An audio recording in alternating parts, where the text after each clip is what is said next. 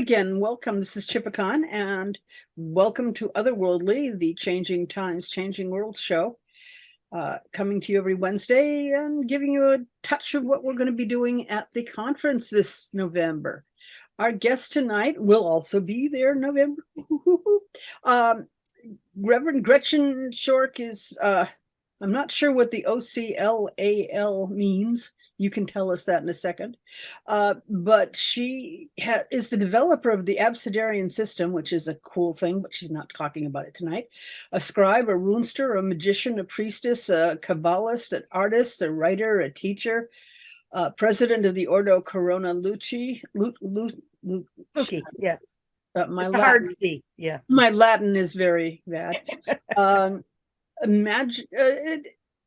Providing training books and products for pagan and occult ministers, mystics, and magicians, along with various other products. And she's worked beside the Aurum Solis, Golden Dawn, OTO, Correllian, and runic traditions. Oh my goodness gracious.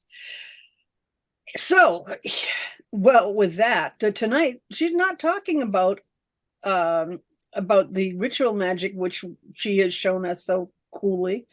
She's going to be talking about what to do when we don't have time for rituals and don't have our tools on hand. So I guess take it away, Gretchen. All righty. And welcome so much. Where I'll begin is at the beginning. We're going to be talking about rituals and tools and such, and supplies and all the fun stuff, all the toys, and how you don't really need them. And what happens with your ritual life and your magical toys when you start getting so far into it that you start not needing them anymore. When we start studying in magic, tools are essential in a lot of ways, right at the point where we're beginning and probably have the least amount of resources to give to supplying ourselves with stones and wands and cauldrons and impedimenta, one might say. Are you hungry? We begin at the point where the tools are essential. And part of the reason they're essential, there's a couple of reasons. One reason is they give us confidence that we're doing the right thing in the right way. I'd be happy just great. We know that a spell is going to go forward because we're using a wand that points that way. We know that a particular kind of energy is going to happen because we've chosen very carefully what stone is going to be part of the ritual or the spell. And we use the book to get the words just exactly right for the spells and to get the order in the ritual just so. And we get through all of that and we work on it. I worked for 20 years learning to be able to do a proper ritual start to finish with all the parts and have them in the right, more or less the right order most of the time. And after 20 years, it was so ingrained that it was like, oh, you want to do a ritual? Okay, done, ready to go, Now, looking at the faces that I have attending this talk tonight, I'm going to say that I probably have a lot of company in that experience, that you get to the point where it's like, oh, ritual, okay, yeah, we'll do it that way. Because you've done it. You've been there, you've done that, you've done it frequently. The first 20, 30 years of my magical life, I did a morning and evening ritual. I mostly did the Aurum Solis forms, and they're ceremonial in nature, but they establish a magical space that is pretty much everything but airtight. I've always been able to breathe throughout my rituals, so I guess they're not actually, technically speaking, airtight, but you know what I mean. And so those rituals, similar to the LBRP, it's actually casting the wards, but it becomes just second nature. Middle pillar, you can do it half asleep. and still get all the energy right after 20, 25, 30 years. And somewhere along in that process, you get to the point where you realize that all of those tools, you don't need them anymore. You don't need them because you've internalized the patterns. You've learned the lessons. You've experienced the working, the wonkiness, and the proper way to fix the wonkiness. You've done the irresponsible things with your tools, and then you fix the results. And the more you had to fix, the more the lesson was learned. And you get to where the tools, you just, well, that's nice. You forget them. And you just do it. What happens to the wand? Well, you were born with one. It's the first one I ever used. I used it as a child, and it got me very great results early on. It was like, they always seemed to figure out what I was pointing at, what I was getting anxious about. But you go through this period of no longer needing your tools, and you have them carefully and safely stored in wool, in linen, in silk, in boxes, in cabinets, in drawers. And half the time you lose track of what you have, where you have it, and what you were using it for, because you're no longer using it on a daily basis or weekly basis. And then you get to the next stage where, heaven forbid, you give yourself 5 minutes to sit and sip a cup of tea or coffee and just ruminate on life, the universe, and everything. And wait a minute. Whatever happened to that wand that I spent so much time trying to find the wood for and making and using? Oh, probably should dig that out and see what's going on with it.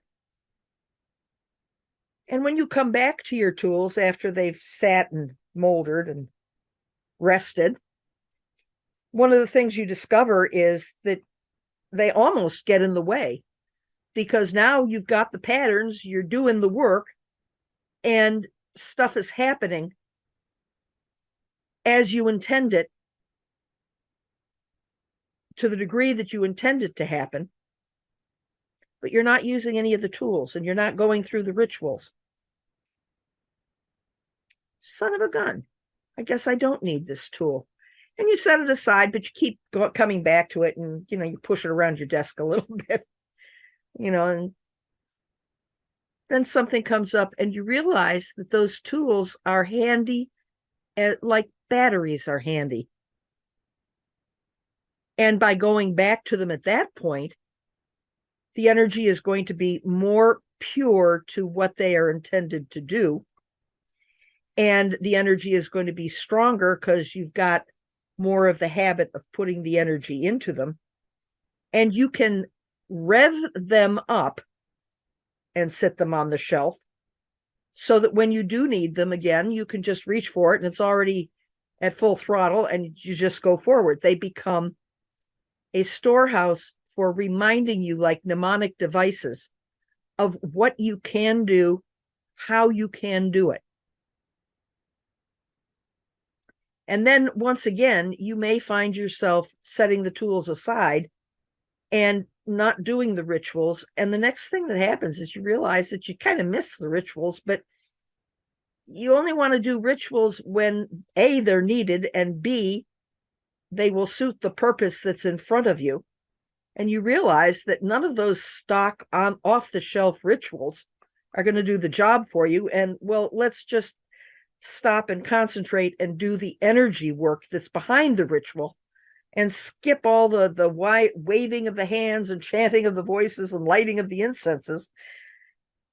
And the next thing you realize is that you are living your magic, and you are doing the magic as action or non-action is needed throughout your day, week, month, and year. At that point, you have become your own magic, and your life is your magic and your tool. I suspect that that's ultimately the goal. you don't get there for a lot of years. I don't see any names that I recognize as being youngins in the attendees at this podcast. So I don't have to remind you that what you already know is that it takes a long time to get to that point. I did a workshop once where I ended up talking about knowledge and conversation of the Holy Guardian Angel, which is the work of the adept. And there were a couple of people at the workshop that probably were 3 years into their magical studies, and they probably were at about 25, 28 years old, max.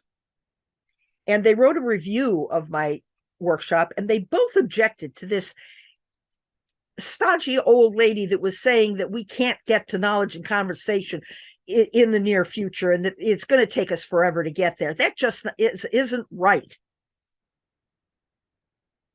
And rather than being upset by the criticism, I was quite amused, because they were thinking that they got depressed last month and they felt really bad. So that must have been the dark night of the soul. And that means that they're well on their way to meeting their holy guardian angel, and life is going to be hunky-dory, and they could reach that elevated consciousness within the next few months. And surely they could get there within 4 to 5 years of when they started studying magic. I suppose it's possible. I'd put the percentage at a fairly low level, but I suppose it's possible. Most of the rest of us spend the better part of our lives practicing, literally practicing, and then getting together with our skills and learning and working on our lives at the same time that we're working on our magics. So we get to where the tools are handy, because there's another stage that comes after this level of being familiar with your tools and just being able to reach for them and use them properly. The next stage is when you start looking at how long you've got left in this lifetime. I've gotten to the point where I figure I've got about 25 more years max. That is not pessimistic of me. I'm 74. If I have 25 years, I'll be 99. If I can't take a year off at 99, I don't know what's going on. I think I deserve a break by the time I get to 99. So we'll just leave it at that. But in preparation for that next 25 years, I'm finding myself thinking about the tools that I've accumulated and what am I going to do? What am I going to do about them? Do I need to decommission them and make them just craft items? Do I need to find somebody to pass them on to? I don't have anybody working with me at the moment, and the younger generation seems as if they are far more self-directed by choice than my generation was by necessity, for lack of being able to find the teachers to go to. So who am I going to give this stuff to? Because literally it becomes stuff at that point. I have a sword, which was forged in 1535 in Japan. And I am currently going through the process of emotionally divesting from it. It's pertinent to my magical life because it was used in my first initiation back in 1980. I don't work with blades, except when I'm cooking. And I would not use this sword in the kitchen. But having said that, what do I do with the sword? I have a stepdaughter who is an accountant with an accountant's mind frame that does not orient itself toward magic. Her kids barely know the Harry Potter stories. So they're not going to be interested in any magical aspect of it. They have no cultural association with it. So now I have to look at the option of disposing of it appropriately, trying to find a buyer who's willing to part with some money that makes it worth my while, and at the same time has respect for the blade. And this is not only true of the sword, but also of my other tools. Some of them are close enough to my practice that I probably don't have a problem with destroying them. But I'm also cursed with being a craftsman artist. I say cursed because if I am going to do something, I'm going to do it right. So the people that were rubbing elbows with me have this thing about stoles because they express your, and it's historic, it expresses your commitment to your ministry. So when I retired, I said, well, I got to have a stole. Well, okay, fine. I got to have a stole. So that means I got to make one. But if I'm going to make one, I'm going to do it so that I have pride in what I've made, so that I can enjoy wearing it, so that it carries more of the meaning. Now, I work with the alphabet. So that is why my stole has on it the alphabet. And this is all done with seed beads. The whole bloody thing. Oh my. It took me a month. This represents the first month of my retirement. It's kind of gaudy. And I like gaudy things. Sparkly. Yes, it's nice and sparkly. So what do I do with this over the next 25 years? Well, I'm going to obviously use it for at least 10 years. I plan on being active for 20. But then what do I do? Well, by then I might have it worn out. Who knows? Or you may have an apprentice. Yeah, that's also a possibility. I don't see them on the horizon, so it's going to be an interesting endeavor if they do come along. But then, of course, we have to put it in a box, and the box can't be left alone so that it gets decorated. Just because, because. But what do you do? Now, that one is active in my life because I am currently planning a major ritual. I am designing it to meet my spiritual needs. It's a mystical ritual. What I am doing, however, is I'm structuring it in such a way that it not only meets my needs, but it will also meet the needs of other people, hopefully, that I'm writing it to share it with other people so that there's a secondary use for it. But in the process, I said, well, what am I going to wear? And I realized that I had finally gotten to the point where I knew how I wanted my robes to look. And basically it's a vest, but I also have a very large piece of white silk fabric that I was able to use both for the robe and for the altar cloth. And once again, Gretchen being Gretchen, this is my current project. As you can see, it's still on the hoop. There are 7 points, one for each planet, and the points represent the outgoing energy of the planets. So it's very linear. But I ran out of sparkly beads, so I have to get some more sparkly beads. But it has all 7 planets on it. The embroidery has been done. Now I'm working on the beading. Now I pose to you the irony that I am doing this at a time when I am actively thinking about what I'm supposed to do with all these tools that I got laying around my room. And I'm making more. Because I want my ritual to affect me through all my senses. So I am making the accoutrements to be as appealing to my psyche as I can make them.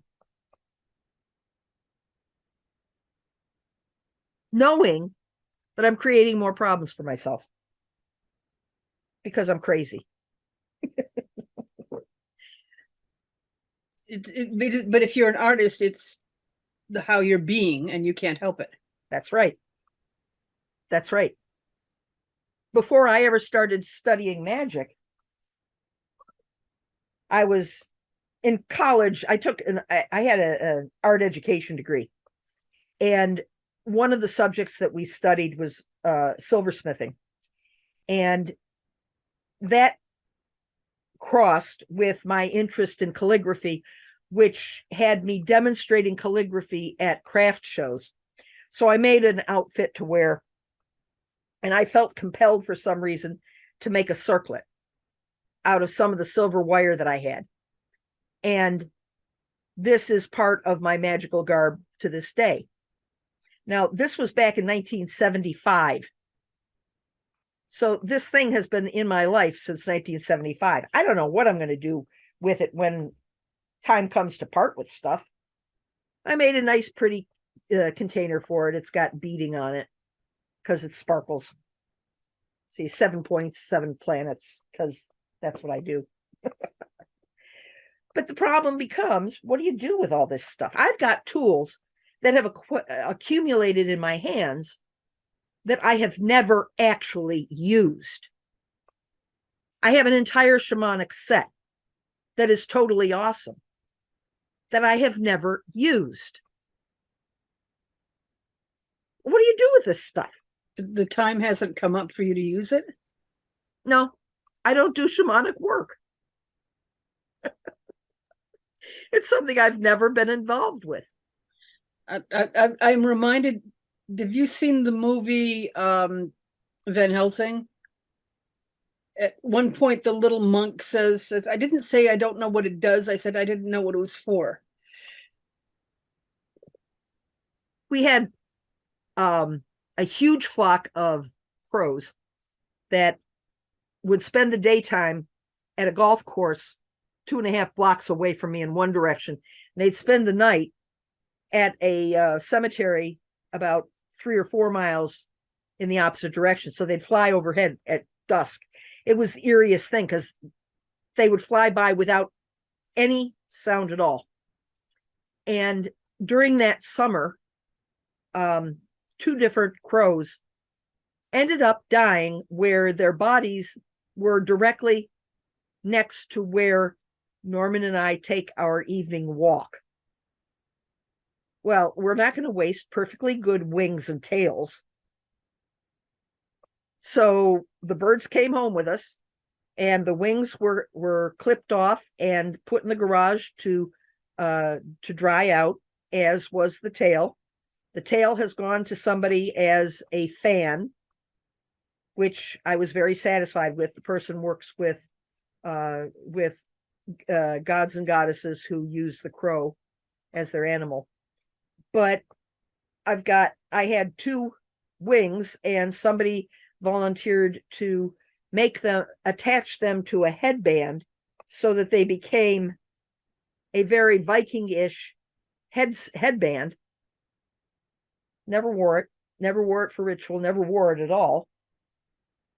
But neither have I found the right person to pass it on to. So there it sits, magically inactive, just saying, do, do, do, do, do, do, do, do. And someday maybe I'll find the right person, or maybe I won't. Maybe I will finally vend for a couple of events and see what kind of interest I can generate from the public, because some of these tools I just generate the tools. They just get made. Chipicon knows about this one. It's called the quartering wands. Always bothers me when a Wiccan circle is cast and they go to the quarter with their blade and they say, "Welcome," with the blade facing the point, the quarter. "Welcome to our circle." It's like, excuse me, how do I feel welcome at the far end of a blade? What kind of sense does that make? So I had a piece of a branch this big around of yew from a bush that had been cut down. And I gave the stick to my husband. I said, "Could you cut this into 4 pieces?" He said, "Okay." And he brings me not 4 cross sections, but the length cut lengthwise twice so that it was 4 pieces. And I held it and I said,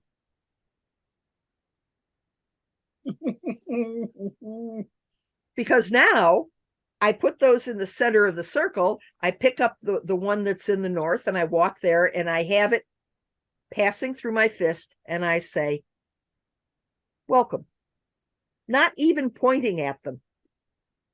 And that becomes part of the line of the circle that we're in. I do that at each quarter. I have now taken the tree and opened it out so that the whole circle is taking place inside of the tree. I call them quarter wands because they're wands and they're in the quarters. Trust me, it is incredible. She took one person took each of the quarters out and suddenly you were inside the world tree. The energy was freaking amazing. I immediately, and that was 15 years ago, wanted to make one, and I have never got my act together. You have to have the right kind of saw. My husband has a bandsaw. My husband died, jerk. So, well, I can't account for that. Yeah, well, clearly he died just so that I'd have to do it myself. Yeah, there you go. But the tools are wonderful things, and they get us excited and they get us engaged and they keep money circulating. And they give us patterns to follow, and they give us new ideas, and they serve our purposes, and then they don't. And then we get to the point in life where the magic is taking place inside us. And then things are different. And when you do a ritual, or when you do a spell, or when you do anything at all magical, you do it differently. And it's like the woman that told me, I put magic into my cooking. It's like putting love in, but it's something more. And I put it into the food that I prepare. And that makes people feel better, be better. It helps heal them. She lives her magic. She cooks. As a matter of fact, she cooks for a living at a restaurant. So she doesn't think about how she does it. She just pays attention to the way she prepares the food. And she does it with intent. And she does things deliberately. And she does some things instinctually, adding a little extra pepper or a little more salt or a little less of something else. Instinctively, to suit the person that she's cooking for. I'm sorry. I'm laughing because my daughter does herbalism instinctively, whereas I've studied it. And then she comes to me and said, well, this is what I think I'm supposed to use for this. And you got it exactly right. And she said, damn, how do I do that? Okay, you learned it in your previous lifetime. I don't know. Just, it's good. Go for it. Right.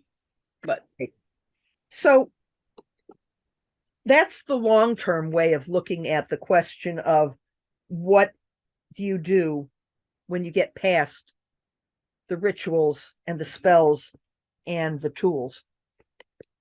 On a more practical level, on a day-by-day level, it's good to remember that it's not a tragedy to lose every single one of your tools. It's emotionally gut-wrenching because you're attached to them. And you need to do something to break yourself off from the energy of the thing that's gone away from you. But it doesn't lessen what you can do in the way of your magic. The first altar was in paganism, modern paganism, was the woman's body. That's what Gardner used. The woman's body was the altar. It's a different way of looking at it, but it's a truth. And that's the other thing. You get to the point where you realize that there is no one way to do things anymore. It's like, well, if I don't have the right candle, yeah, okay, well, we'll do something else instead. I need a flame. Where's a match? Don't have a match? Okay, do you have a lighter? Once upon a time, I moved into a house that had a fireplace, a working fireplace, which is even better than having a fireplace. We have a fireplace here, but it doesn't work. So we had I wanted to do a need fire. I wanted to start a new flame for the new fireplace. So I got some materials to start the fire with, and then I sat there and I tried to figure out how to make a flame. How do you make a new flame? And I thought about that rubbing thing with the stick. Yeah, I figured that might work within a week or two of effort. I tried taking a steel and flint. Yeah, I'm not that coordinated. No, it didn't work. So I sat back and I thought about it. And I finally realized that what was needed was a new flame. It didn't matter whether it came from a lighter or a match or rubbing a stick. The issue was it needed to be a new flame. And by definition, when you light a lighter, you're using a flint against a steel, but it's been engineered so that it has a higher probability of lighting.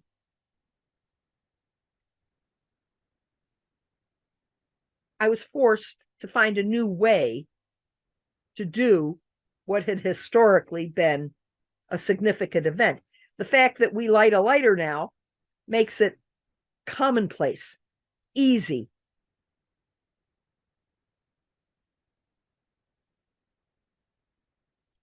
So you begin to think about alternative ways of doing things.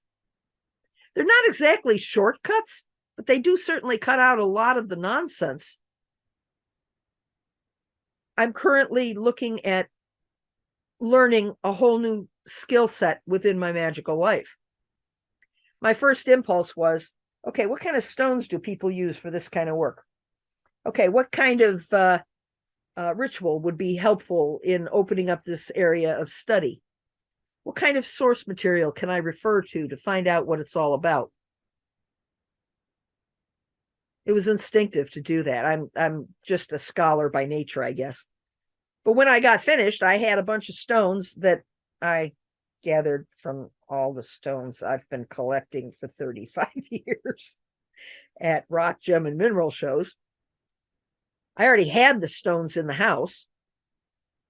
I just hadn't identified them for use in this way. I had to go out and looked for some videos and some books on the topic. I found that interesting. Yeah, okay.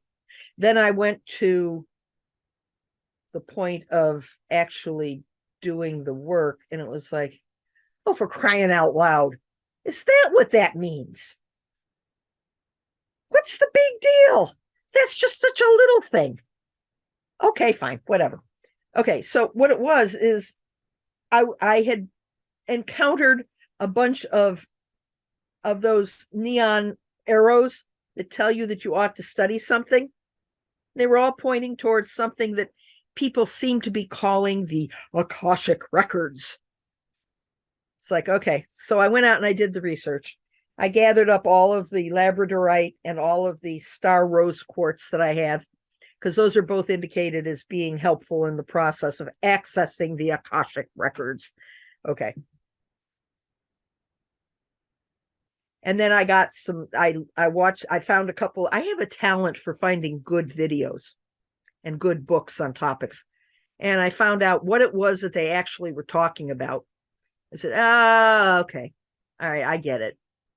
This is just a deeper way of getting at the subject of divination, because you're looking for cause and effect, underlying patterns, all the rest of it that go into making a real reading that goes beyond just the tarot deck or the rune set or whatever you happen to be using. It was very interesting because, like, how many of us have not studied some form of divination already? We've already been dipping into it. We all do, practically. So the information was already there. The tools are handy. They're useful until you turn into an artist and have to make your own system. But that's beside the point. We won't go there. Yes, I've made 4 divination sets. Whatever. But this is the process of moving forward in what you do. Start with the tools, work with the tools, learn the tools, lose the tools, keep on moving.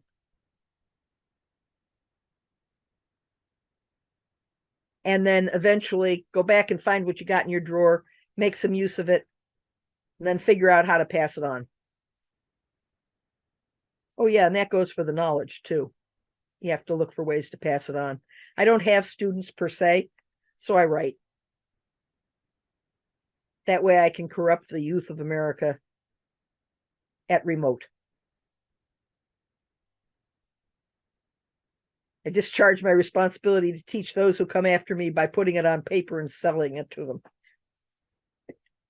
Go away. At least you don't have to copy the books longhand. The first book I wrote, I did. Well, duh.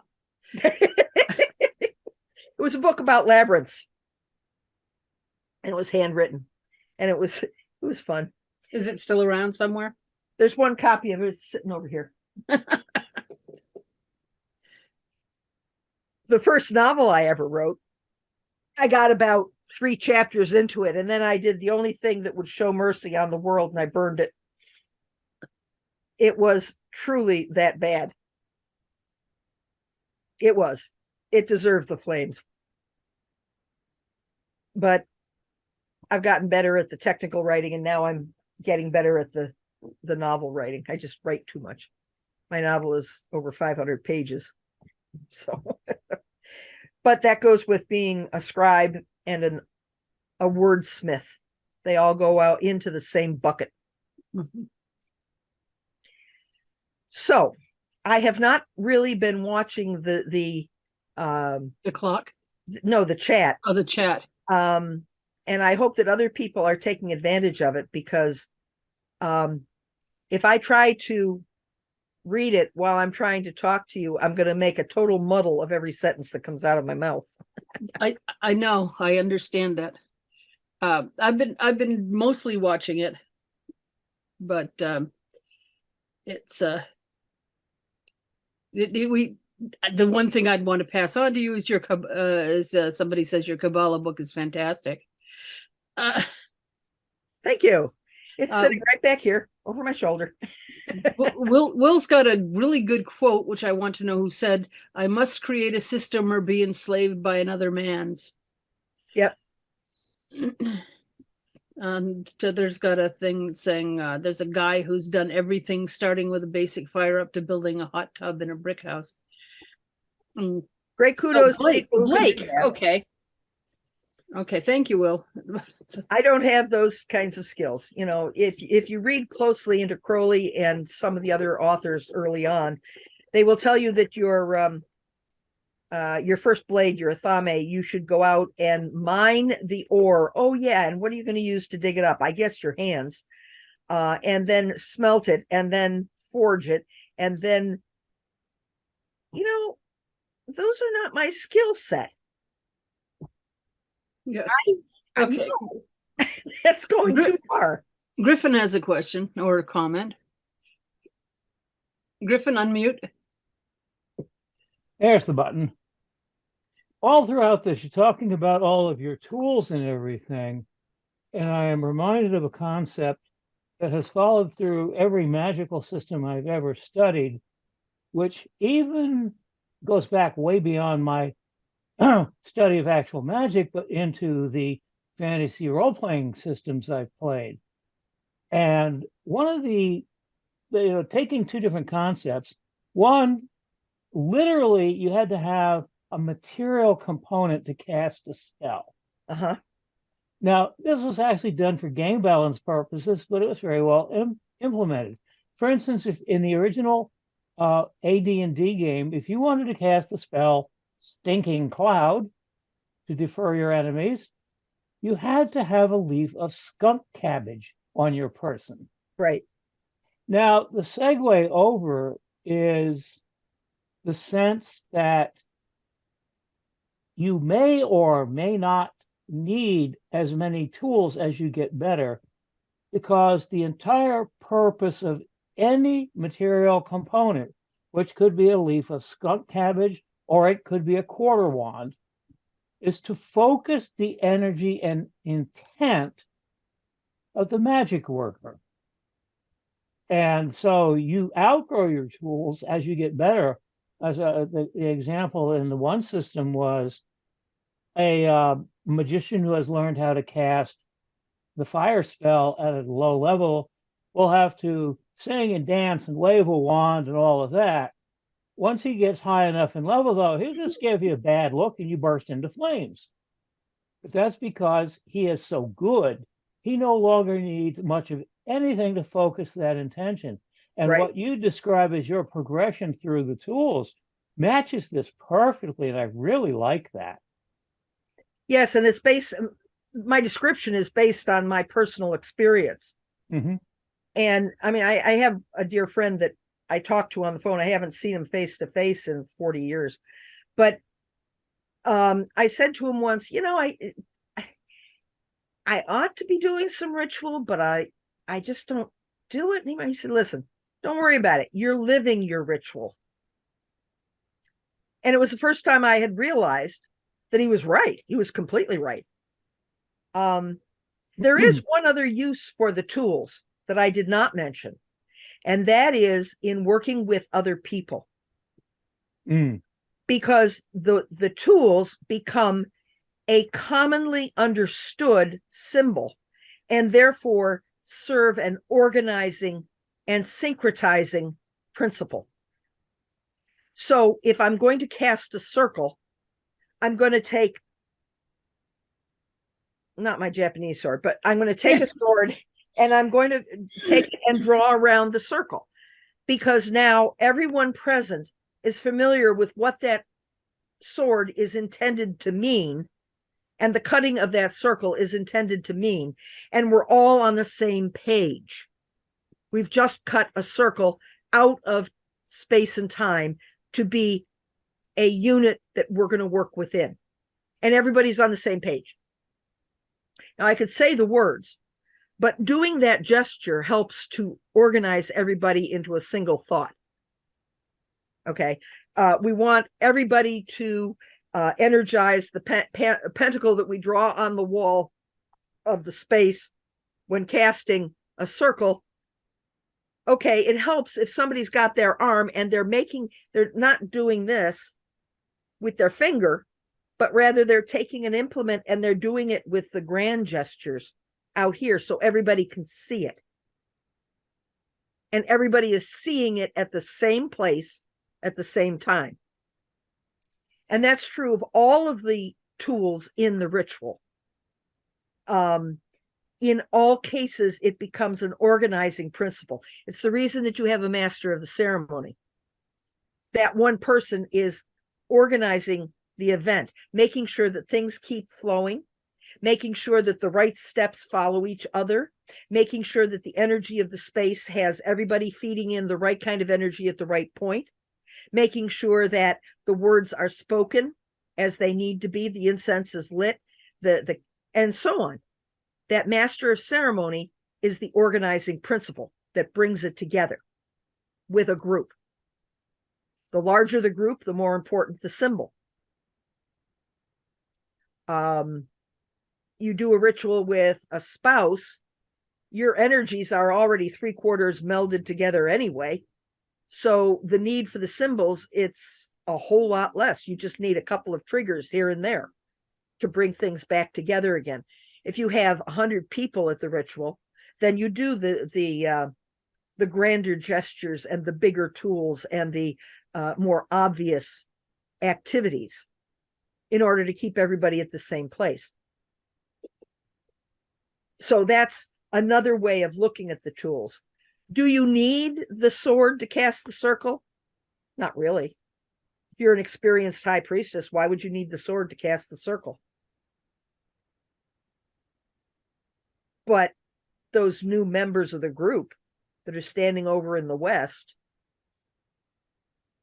would benefit from having you show them what you're doing.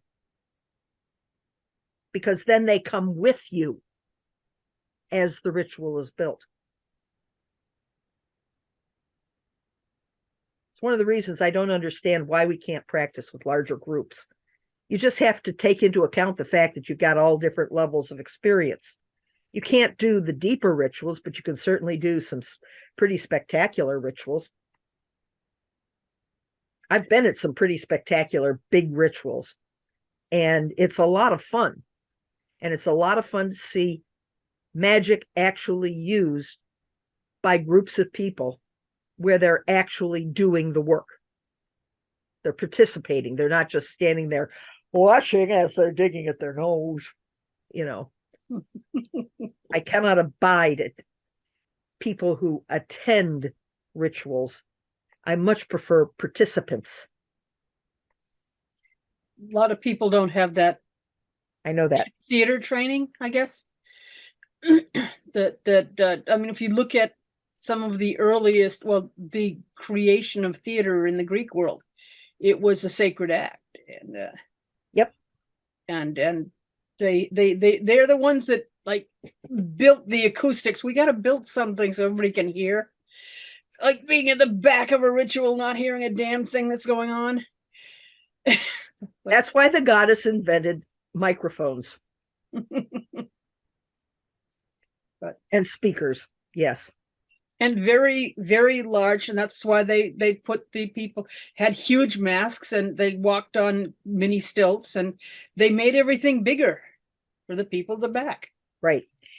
There is a very fascinating book, and I wish I could remember the author. It's one of the women, not Mary Stewart, Mary Renault maybe, who wrote a book in which the main character was a Greek actor back in the golden age of Athens. Big Mask of Apollo. It was That's it. That's it. And it talks about how the actor goes aside at the beginning and robes and then puts on the mask, and he describes how putting on the mask is not just putting on the physical mask, but in essence it is taking on a form of transpossession. It's a refined form of transpossession where they take on the being of the character that they are representing. And then they go out and they do their thing. And the most important thing that he said was that after the play, you go back and you take the time to remove the mask, to remove that persona, to remove the association with that character. And that's where a lot of modern actors are having problems, especially the ones that play villains. If they don't remember to take the villain off and leave it at the theater and go home as themselves. Ooh, let's see what Griffin has to say. Yeah. You talk about large rituals with multiple people. One of the fascinating themes I saw in one role-playing magic system was it allowed participants who were sincerely interested and willing to help, but did not actually have training to do the stuff themselves. And in this system, if a magic user wanted to cast a spell that he did not personally have the power for, he could explain what he wanted to do, and he could judge people who wanted to help. And when he cast the spell, he would be surrounded by a group of people, each of whom held a lit candle, focused on the ritual, and generated 1 point of magical support. And I see, echoes of this stuff coming back and forth. And here you could, there's this guy that says, I would love to be a magician, but for whatever reason, he isn't yet. But here's this magician, and he says, I can help. So he stands there with his candle, with his heart in the whole thing, generating power for this essentially now a community progress. No Star Wolf, it's GURPS, 3rd edition. That's an interesting take on the role-playing stuff. I had not played in anything with that. I played the original D&D way back then in my youthful childhood as a magician. Well, I did a lot of years of that kind of tabletop role-playing gaming, and starting with early versions of AD&D and working up. It was probably, it was like years. And I had massive amounts of stuff I had written. I built my own world. I ran my own campaign. Right. And of all the systems, I like GURPS the best, which, by the way, stands for Grand Universal Role-Playing System. And it's produced by Steve Jackson Games. It's still going on. They just don't game anymore. But I really, really liked their magic system because it was so participatory in that sense. Right. Everybody was involved. So, and I carry that concept with me when I'm doing things like I mentioned earlier. I'm a techno mage and a kitchen witch. And so there's this kind of thing that anybody with a good vibe around me that wants to see me succeed is giving me power. And I think that's a wonderful thing to think about whenever you have, even like 2 or 3 people. Right. So that was my thought on that. Oh, well, I want to share this. Angela had contributed. Arts and music are being removed from schools, so that's going away even more so. Right. That's a big problem because of a number of things. One of the things that's a problem with is that children who are not good at math and language have a creative outlet for expressing themselves in art and in music, and they are denied that. The mathematics of the music is a tremendous loss to the mental development of the children. The art gives them a broader understanding of what goes into a culture and what makes people tick, and gives you a different way of expressing yourself, understanding the world. As a former art teacher, 16 years teaching junior high school and high school art in a public school, you can imagine that I'm a little bit hot and bothered about cutting art and music from the curriculum. That kind of single-pointed education for job readiness means that you will spend a lifetime not knowing anything about jobs and how to adapt yourself to them. I'm sorry, teaching kids that egg cartons make wonderful Christmas trees is not art either, but that's what some of the schools are reduced to. I'll stop. It's a soapbox.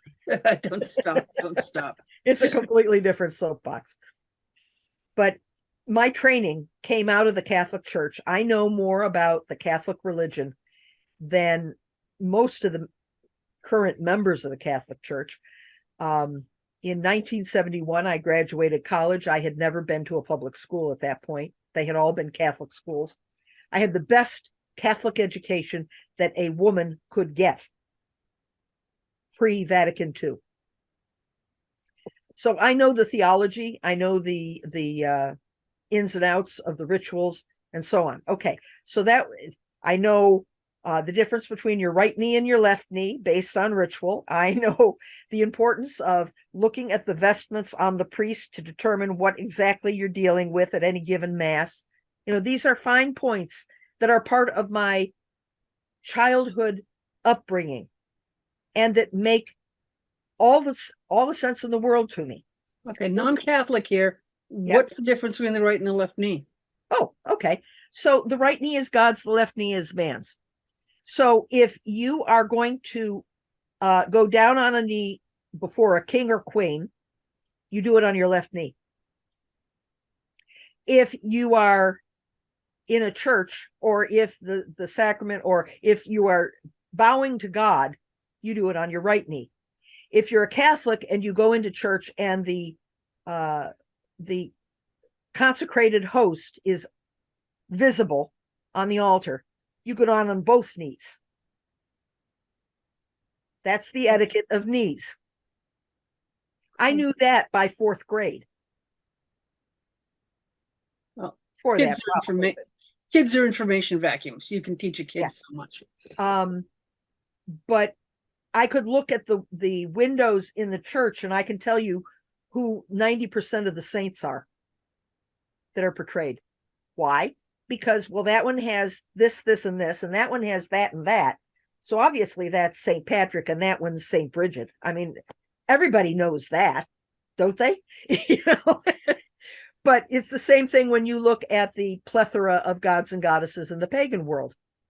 How do you know that it's Odin and not Loki? One eye is the first. Bingo. It's an attribute. You know the attributes. 2 ravens circling around his head. It's not Loki. Mm. So things like that. And then I graduated to D&D. And a lot of the mechanics of D&D made sense out of the magical studies. Oh my goodness gracious. Like you were saying, Griffin, it just was fabulous. But in between, I had read every adult fantasy book that had been written prior to 1972.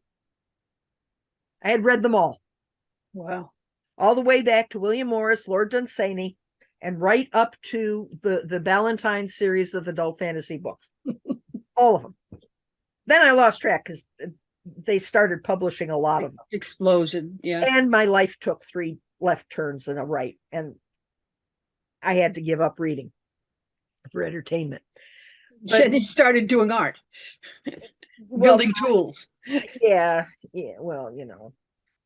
So it's the first thing that happens to an artist when they encounter a new field of study. You end up making things. Yep. Well, we're closing in. Is there any last questions? Because Gretchen's been fascinating. And yeah, I was Dunsany was my first thought that I thought of too. Do you remember Lynn Carter had a series that he put out of classic fantasy? Oh, those burned in our house fire. You can say you can lose all your tools, but when you lose your books, oh God, that's horrible. Anyway, so we'll thank you very much for joining us here, and and tell your friends, anybody who missed it, or if you missed the beginning of this, then you can tell people they can find it online again there in a day or two. And thank you again, and thanks for everybody for being here.